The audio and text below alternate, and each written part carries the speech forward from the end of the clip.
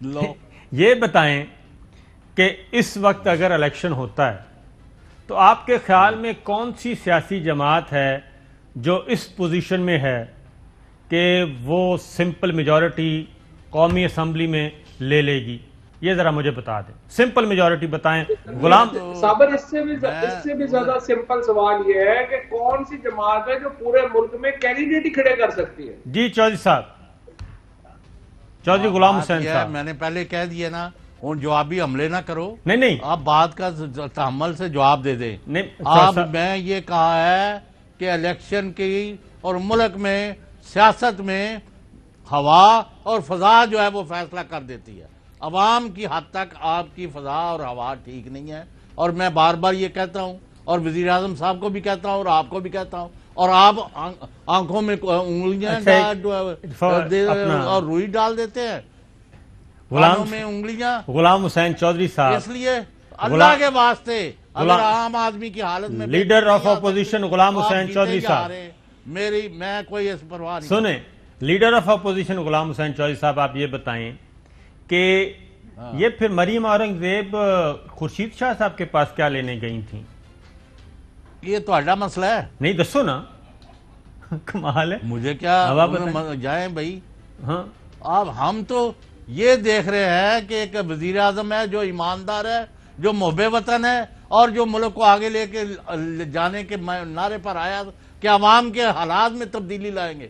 وہ چھوٹے موٹے چونگیاں نہ اور چھوٹے چھوٹے انیشیٹیوز نہ سارا وقت ضائع کرنا چاہتے ہو تو کر دے رہو. میری صحت کی اثر پہ رہے، میں تو بس بل بلا ہی رہا نا. چلو اپنا پہلے ایک سوال پوچھ لیں، اس کے بعد پھر آگے بڑھتے ہیں. جی فواد صاحب، یہ بتائیں کہ اگلے 48 گھنٹوں میں معاملہ 100% سموتھلی یہ سالو ہو جائے گا، ہر چیز ظاہر ہو جائے گی، اور یہ ساری کا ساری کنفیوژن ختم ہو جائے گی، اور سموتھ فنکشننگ، اور یہ سوشل میڈیا سے بھی، الیکٹرانک میڈیا، پرنٹ میڈیا سے یہ سبجیکٹ غائب ہو جائے گا، کیونکہ بال ہے اس وقت گورنمنٹ آف پاکستان کی کورٹ میں.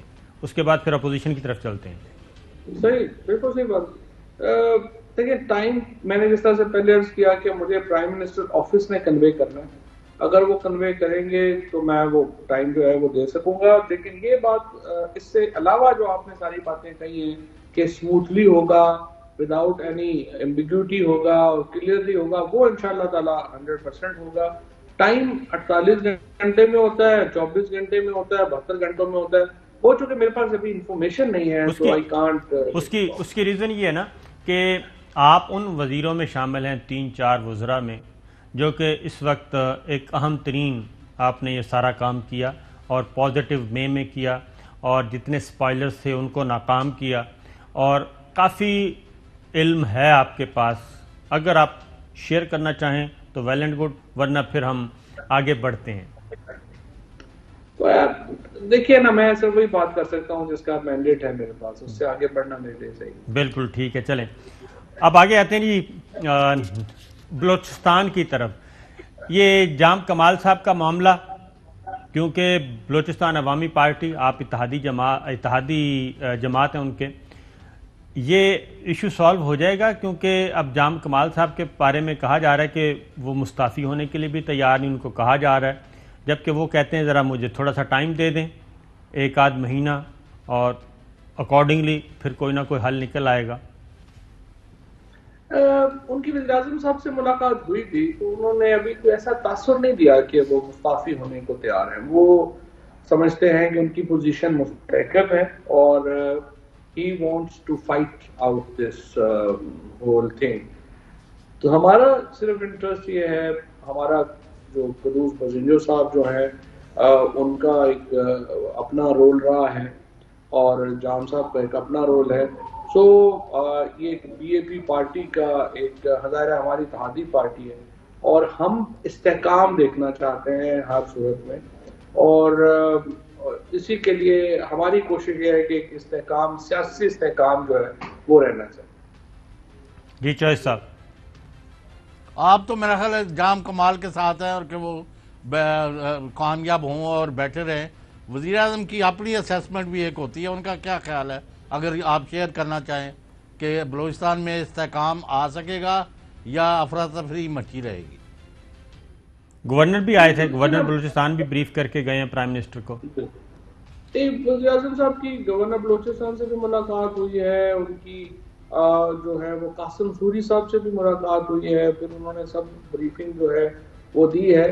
پیچیدہ ہے صورتحال بلوچستان کی یقینی طور کے اوپر، اور اس بارے میں ایک آدھ دن میں کوئی حتمی پوزیشن وزیر اعظم صاحب جو ہے وہ اپنی اوپینین اس کے اوپر جو بھی بنائیں گے، اور جو مجھے ہدایت ہوگی پھر وہ میں بات کروں گا۔ اچھا فواد صاحب، آج لاہور میں امریکی ناظم الامور جو ہیں ان کی ملاقات ہوئی مریم صفدر صاحبہ سے، اور امریکی ناظم الامور کافی زیادہ ایکٹیو ہیں، پیپلز پارٹی سے بھی مل چکی ہیں، JUI سے بھی مل چکی ہیں، اور مختلف سیاسی گروپ سے، اور میڈیا پرسنز کو بھی بلا کے سفارت خانے میں ان سے بھی گپ شپ لگائی جا رہی ہے، تو وہ بہت زیادہ ایکٹیو ہو گئے ہیں اس ساری صورتحال سے، اور خاص طور پہ جب سے پرائم منسٹر نے ایبسولیوٹلی ناٹ کہا ہے۔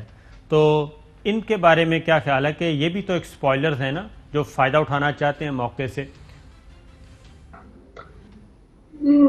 دیکھیے، سفارت خانے جو یہاں پہ ہیں ان کا یہی کام ہوتا ہے کہ وہ ایک سچویشنز کو گیج کرتے ہیں اور اپنے ملک کو اپنا آگاہ رکھتے ہیں کہ کیا سیاسی صورتحال بن رہی ہے اور کیا ہو رہا ہے۔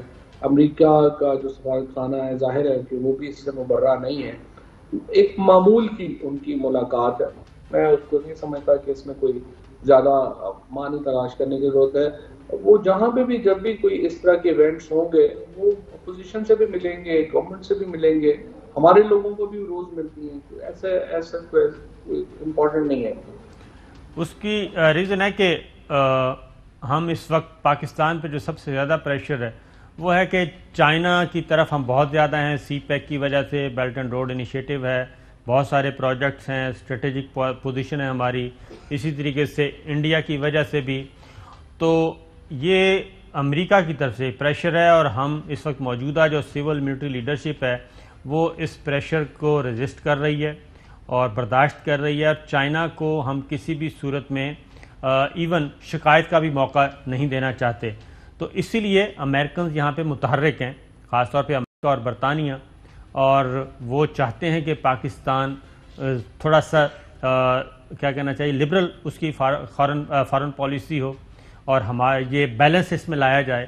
تو اس لیے میں پوچھ رہا ہوں کہ اس کا کتنا زیادہ خدشہ محسوس کر رہے ہیں آپ کہ کوئی پولیٹیکل انسٹیبلٹی کا خدشہ؟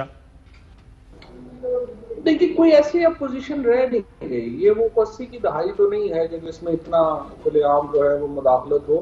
اور دوسرا میں آپ کو یہ بھی یہاں میں بڑا واضح کرنا چاہتا ہوں کہ ہمارا چین سے تو بہت ہی کلوز تعلق ہے، سی پیک کی وجہ سے اور باقیوں کی وجہ سے، لیکن امریکہ سے بھی ہماری بڑی کلوز کوآرڈینیشن ہے، اسپیشلی کاؤنٹر ٹیررزم کے اوپر، باقی معاملات کے اوپر، اور ہم بڑھانا چاہتے ہیں۔ ہم تو امریکہ سے بھی اپنے تعلقات جو ہیں وہ نہ صرف قائم رکھنا چاہتے ہیں بلکہ اس کو بڑھانا چاہتے ہیں۔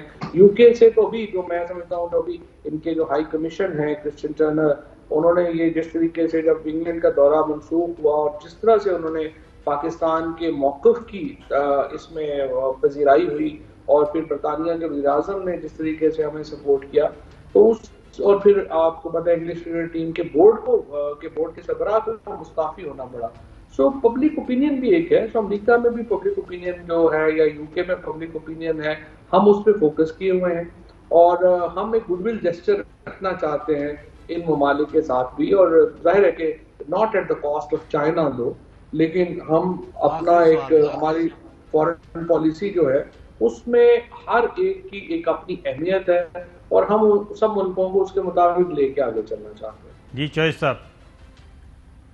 فواد چوہے صاحب یہ فرمائیں کہ جتنا یعنی انبار ہے ایویڈنس کے against Nawaz Sharif, Maryam, Hamza, Shahbaz Sharif and others and even Peoples Party کی قیادت کے، آپ ان کا سیاسی اور یعنی اوورآل مستقبل کیا دیکھتے ہیں؟ یہ سزائیں ان لوگوں کو ہوں گی، یا پھر یہ اپنے پیسے کے زور پر رشوت دے کے پھنس گیا ہے، رشوت دے کر چھوٹ جا، وہ معاملہ ہو جائے گا؟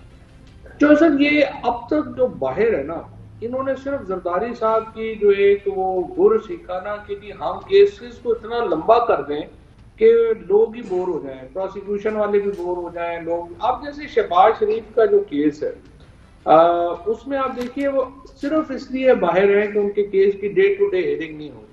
آپ نے دیکھا میں نے پہلے بھی یہ اپیل کی عدالتوں سے کہ ہمیں اور کچھ نہیں چاہیے، ہم صرف کہہ رہے ہیں کہ ان کیسز کی ڈے ٹو ڈے ہیئرنگ ہے، اور جو اگر وہ گناہ گار ہیں ان کو سزا ہونی چاہیے، اور اگر نہیں ہے تو ان کو بری کریں، ہمیں کوئی پرابلم نہیں ہے.